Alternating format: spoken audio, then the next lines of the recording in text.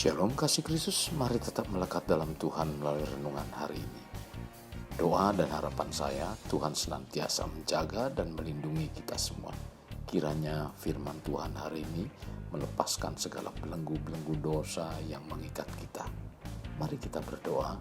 Bapa yang baik, terima kasih buat waktu dan kesempatan yang Kau berikan dalam kehidupan kami pada hari ini, di mana kami dapat kembali mendengarkan firman-Mu.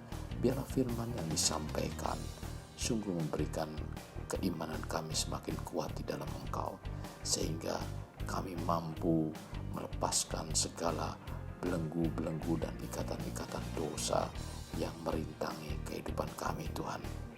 Dalam semuanya ini, nama Tuhan dipermuliakan. Terima kasih Tuhan Yesus, ini doa kami dalam nama Tuhan Yesus. Amin. Melekat dalam Tuhan bertema terlepas dari belenggu. Kisah Rasul 16 ayat 26, demikian firman Tuhan. Akan tetapi terjadilah gempa bumi yang hebat, sehingga sendi-sendi penjara itu goyah. Dan seketika itu juga terbukalah semua pintu dan terlepaslah belenggu mereka semua.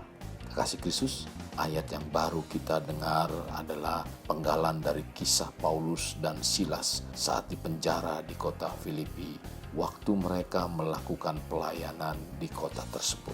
Paulus dan rekannya Silas dalam pelayanan di kota Filipi bertemu dengan seorang hamba perempuan yang mempunyai roh tenung, dan Paulus mengusir roh yang ada pada perempuan tersebut.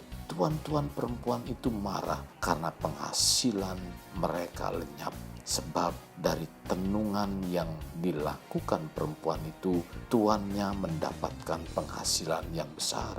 Tuan-tuan ini menangkap Paulus dan Silas, lalu menyeret mereka ke penguasa dan pembesar-pembesar kota, memasukkan mereka ke penjara. Dalam penjara, Paulus dan Silas mengalami banyak hal sebagaimana tercatat dalam Kisah Para Rasul 16 ayat 23 sampai dengan 24. Setelah mereka berkali-kali didera, mereka dilemparkan ke dalam penjara.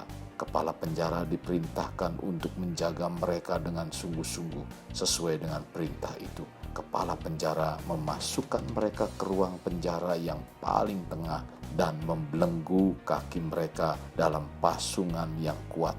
Keadaan ini tidak mempengaruhi semangat Paulus dalam mengikuti Yesus ataupun memberitakan Injil.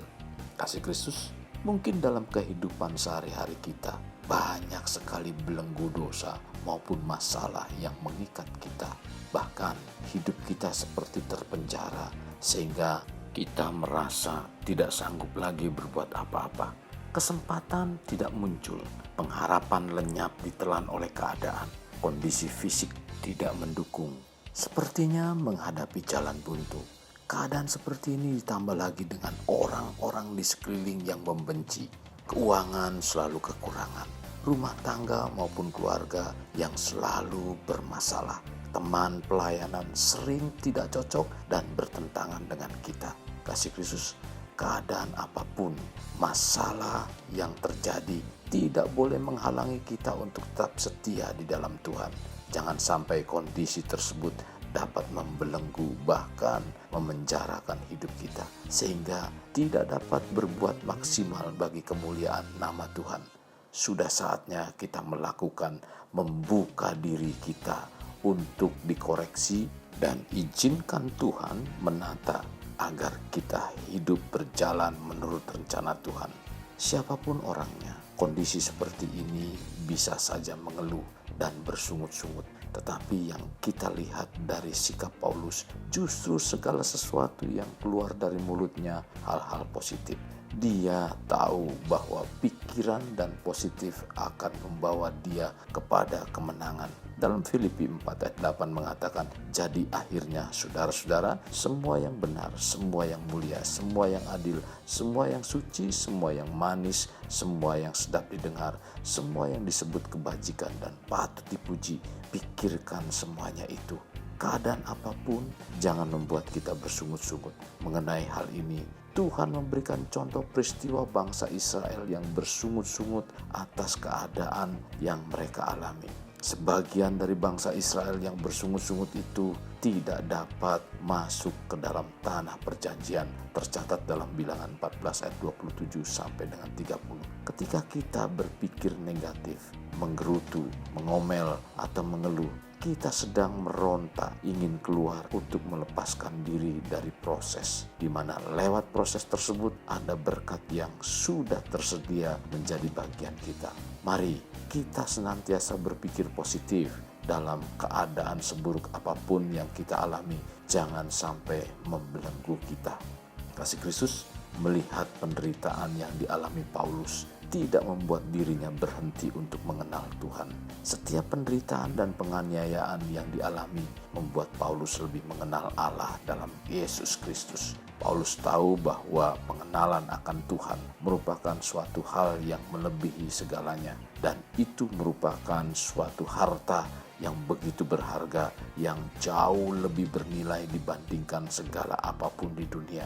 Dalam Filipi 3 ayat 10 sampai dengan 11 mengatakan, yang ku kehendaki ialah mengenal Dia dan kuasa kebangkitannya dan persekutuan dalam penderitaannya, di mana aku menjadi serupa dengan Dia dalam kematiannya, supaya aku akhirnya beroleh kebangkitan dari antara orang mati. Bagi Paulus, tekanan, belenggu, dan penjara sekalipun tidak membuat Paulus untuk melepaskan apalagi meninggalkan Kristus. Karena itu sesuatu yang sangat berharga bagi dirinya. Kasih Kristus, ingat, masalah maupun pencobaan diizinkan Tuhan agar kita dapat lebih mengenal dan mendekat kepada Tuhan. Sakit penyakit, kebangkrutan, kegagalan, dan bahkan pergumulan bertahun-tahun terjadi agar kita dapat lebih melekat dalam Tuhan. Ketika kita semakin intim dengan Tuhan, tidak ada kuasa apapun yang menghalangi dan membelenggu. Karena Tuhanlah yang melepaskan kita dari belenggu-belenggu dunia dan memberikan nutrisi-nutrisi kebenaran firman Tuhan agar kita menikmati buah dan berbagi dengan orang lain. Kasih Kristus, jadikan hidup kita untuk lebih bermakna. Membangun pribadi bermakna dimulai dari pribadi kita. Kita berdoa. Bapa Surgawi, terima kasih buat hari ini. Biarlah firman-Mu terus membawa kehidupan kami untuk semakin kuat di dalam Engkau dan mampu melepaskan belenggu-belenggu dosa yang mengikat dalam kehidupan kami, Tuhan. Kami bersyukur, Tuhan. Biarlah kami mampu membuka diri untuk dikoreksi dan izinkan Tuhan menata kehidupan kami agar kami dapat berjalan menurut rencana Tuhan. Terima kasih Tuhan Yesus. Ini doa kami dalam nama Tuhan Yesus kami berdoa. Amin. Kasih Kristus, mari kita akhiri dan kedahkan kedua tangan kita. Terimalah anugerah berkat dari Allah Bapa, kasih sayang daripada Yesus Kristus, dan persekutuan dengan Roh Kudus yang mencurahkan berkat secara rohani, berkat secara jasmani, dan berkat secara ekonomi.